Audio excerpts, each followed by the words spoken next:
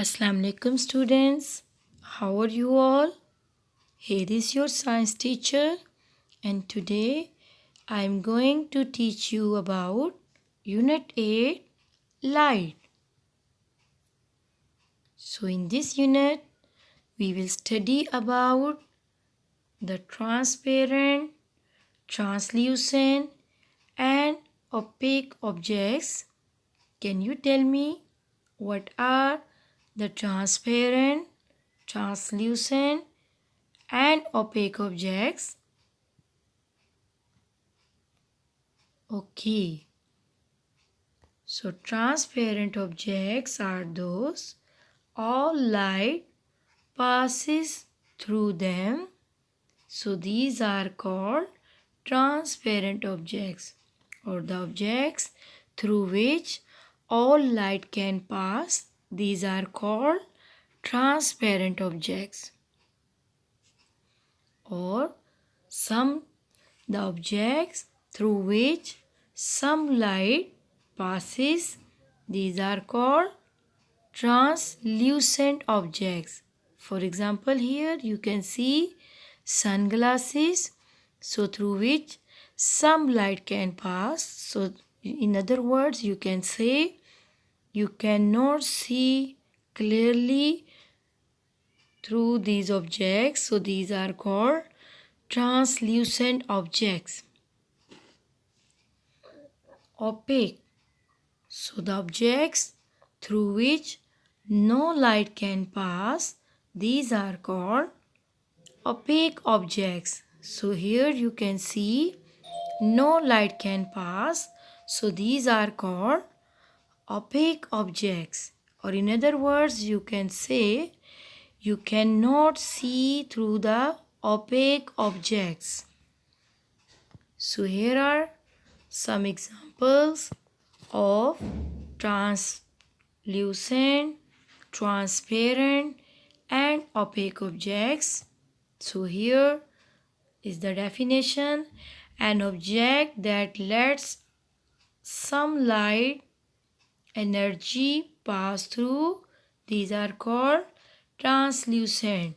So here you can see the different translucent objects: wax paper, sunglasses, lampshade and sheet of paper.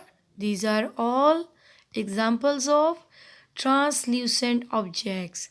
So here you can see the transparent objects. So an object that lets all light to pass through, or you can say through which you can see clearly, are called transparent objects, like window and plastic bag, plastic wrap and glass. So these are all examples of transparent objects.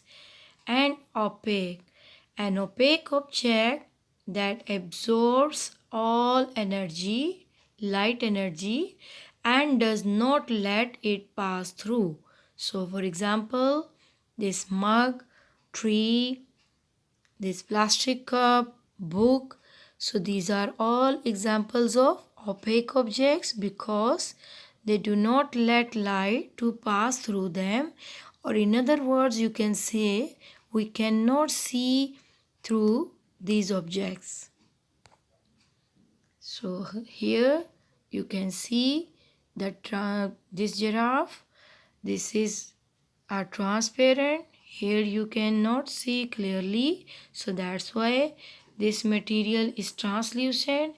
And here you cannot see the giraffe, so that's why this is an opaque object.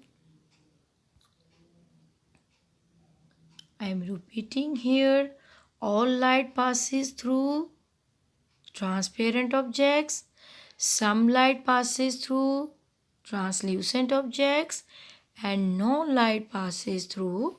These are called opaque objects. So here are some examples of transparent objects.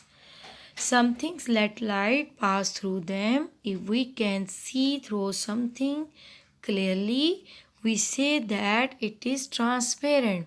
Glass, air, and water are examples of transparent materials. So here you can see these are all the transparent materials because we can see through them clearly. So here we can see the fish because water is transparent. If we can see through something but not clearly, we say it is translucent. Frosted glass, butter paper, and tracing paper are examples of translucent materials. So here are some examples of translucent materials through which you cannot see clearly, or in other words we say through which some light can pass. If we cannot see through something at all, we say it is opaque. Wood, stone, a brick, and cardboard are examples of opaque materials. So, these are materials through which light cannot pass and we cannot see through them. So here, can you separate the transparent atoms, translucent and opaque?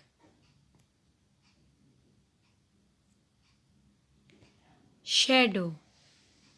Do you know, students, what is shadow? And have you observed your shadow? A beam of light travels in a straight line. If an object is placed in the path of light, it makes a dark patch. This dark patch is called a shadow. So here you can observe the shadow, and shadows are formed when the light is blocked. You know, the light travels in straight line, and when the path of the light block, then the shadows form. The shadow of an object is the same shape as the object. Have you observed? The shadow of an object is the same shape as the object. If an object is near the light source, its shadow is big. So here you can see if the object is near the light source, its shadow is big. If the object is far from the light source, then its shadow will be small. So if the object is far from the light source, its shadow is small. So you can see through these pictures that you can see the light source. If the light source is close, the shadow is big. If the light source is far, the shadow is small.